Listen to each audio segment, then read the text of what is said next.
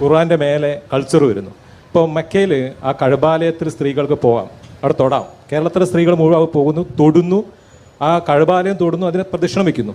ലോക മുസ്ലിങ്ങൾ തിരിഞ്ഞിരുന്ന ആരാധനാലയമാണത്. അങ്ങനെ കണ്ടിട്ടും പോയി കണ്ടിട്ടും അനുഭവിച്ചിട്ടും നേരെ ചൊവ്വെ കണ്ടിട്ടും ഇവിടുത്തെ കേരളത്തിലെ സ്ത്രീകൾക്ക് ഇവിടുത്തെ പള്ളികളിൽ പ്രവേശനം വേണ്ട രീതി സാധിക്കുന്നില്ല എന്നൊരു പ്രശ്നമുണ്ട്. ഇപ്പോൾ മറിയം ബീവി ഈസാ നബിയുടെ അമ്മ, അവരാണ് മുസ്ലിം ലോക മനുഷ്യർക്ക് മുഴുവൻ മോഡലായിട്ട് ഖുർആൻ ചിത്രീകരിക്കുന്നത്. അവർ പള്ളിയിൽ ജീവിച്ചിരുന്ന സ്ത്രീയാണ്, പള്ളിയിൽ ജീവിച്ചിരുന്നു, പള്ളിയിൽ വെച്ച് ദൈവം നേരിട്ട് ഭക്ഷണം കൊടുത്തു എന്ന് ഖുർആൻ പറയുന്നു, പള്ളിയിൽ ജീവിക്കുന്നു.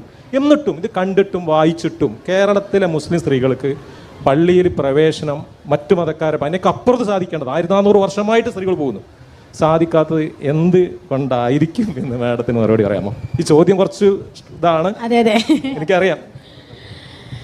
അത്രയ്ക്കൊക്കെ ചിന്തിക്കാനുള്ളൊരു ഇതായിട്ടില്ലല്ലോ. ആക്ച്വലി ഇറ്റ്സ് കൾച്ചറലായിട്ട് ഉണ്ടാക്കിയെടുത്തൊരു കാര്യമാണത്. അപ്പം it's never said that woman can't enter മസ്ജിദ്. പക്ഷേ ചില ആൾക്കാർ ഉണ്ടാക്കിയെടുത്ത കാര്യങ്ങളാണ് അവിടെ എൻട്രൻസ് ഇല്ല, അവിടെ വുമൺ എൻ്റർ ചെയ്യാൻ പാടില്ല എന്നുള്ളത്.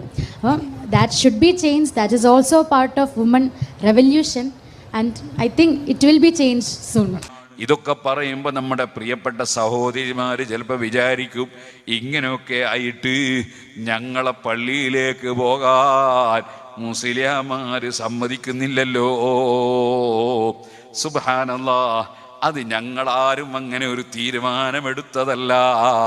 ഞാൻ പറയട്ടെ, എൻ്റെ ഭാര്യ എൻ്റെ കൂടെ സ്വർഗത്തിൽ കടക്കണമെന്ന് എനിക്ക് ആഗ്രഹമില്ലാതിരിക്കുമോ?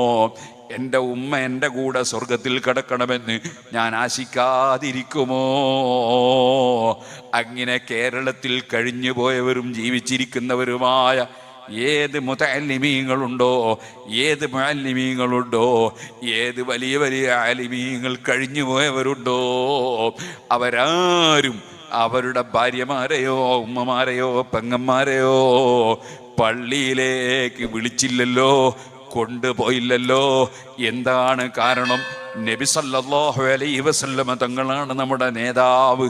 ആ റസൂലുള്ളാഹി സല്ലല്ലാഹു അലൈഹി വസല്ലം വബുയൂതുഹുന്ന ഖൈറുൽ ലഹുന്ന, സ്ത്രീകൾക്ക് നിസ്കരിക്കാൻ അവരെ വീടാണ് ഖൈറ്, വീടാണ് ഉത്തമമെന്ന് പഠിപ്പിച്ചു. ഏത് നബിയാണത്? അസ്സലാത്തു ഖൈറും മിനൻ നൗം, സുബഹിന്റെ ബാങ്കിൽ വിളിച്ചു പറയാൻ പഠിപ്പിച്ചില്ലേ? നിസ്കാരം ഉറക്കേക്കാൾ ഉത്തമമാണ്. നിസ്കരിക്കുകയാണ് വേണ്ടത്, ഉറങ്ങുകയല്ല സുബഹിന്റെ സമയത്ത്. അതേ നബി നിങ്ങൾ തന്നെയാണ് പഠിപ്പിച്ചത്. വബുയൂതുഹുന്ന ഖൈറുൽ ലഹുന്ന